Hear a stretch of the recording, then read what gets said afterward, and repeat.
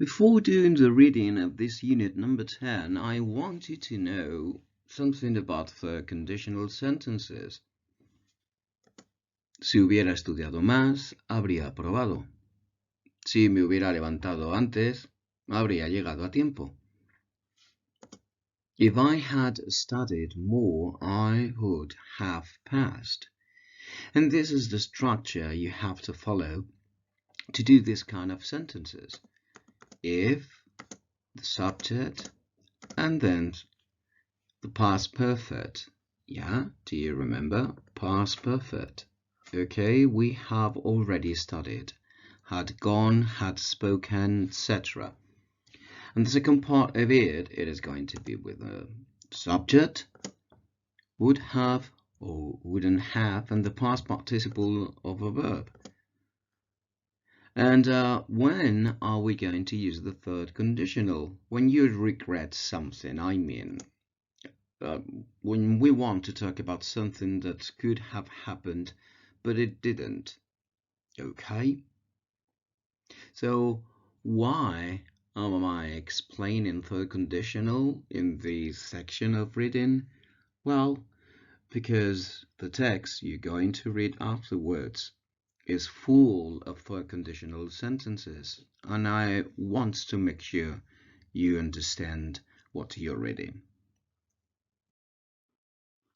We love Hollywood. Okay, so here you have an explanation about what you have already seen in these two video clips.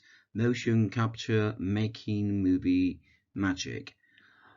As always, grab a pencil, underline all the words you don't understand, take a look at the dictionary, and then we move on. Exercise number 2, page 102. Read the text quickly, ignoring the gaps and the removed sentences. Decide if the statements are true or false. Okay, so number 1, motion capture is used in different types of films. That's true. And number 2, motion capture is a way of filming actors. That's true. What about number 3? With motion capture, an actor playing a monster must dress as a monster. I'm afraid that's false. And number 4, motion capture is only used in films. No way. So you got the example you've seen before. Alright, so exercise number 3. Find these words and phrases in the sentences in exercise 4, and then decide what we use them for. Now, I have put here all the words that are here and how they have been used. Okay, so that you can have an idea about the meaning of these 5 words on your left. Alright, so here we go. In other words, what is that? So in other words means explains the same point again. Take the latest Star Wars movie, okay, which you can see here on your right here.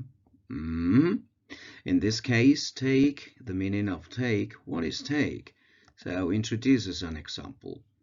Instead, introduces a different way of doing something. However, introduces a contrast. And number 5, of course, introduces an idea that is obvious or expected. Number 4, read the text again. 5 sentences have been removed from the text. Do you remember? There were 5 gaps. Okay. So for each question, choose the correct answer. There are 3 extra sentences which you do not need to use. Okay, so here we go. Gap number 1. Now you may have your book open on the same page of the reading just to check out the gaps. Okay, so here we go. Number 1, C. In other words, they can make the actor look like a penguin or a chimp or even a monster. Number 2, it is H. This makes modern characters look incredibly realistic. Number 3, in step B, instead she acted wearing special suit with tiny white dots on her face. Number 4, F, however, they didn't do that. Number 5, E, of course, if they had worn costumes, we wouldn't have seen the expressions. That's it. Exercise number 5, write a word phrase from the text in each gap. So you have to look for a word that refers to a film or TV show which is drawn, that is a cartoon. Yeah. Number 2, what actors sometimes wear to make themselves look different. It is called makeup. Okay, maquillaje. Number 3, the fictional people in the story are called characters. Number 4, completely different from anything else, very special, that is unique. And number 5, people who make movies, filmmakers.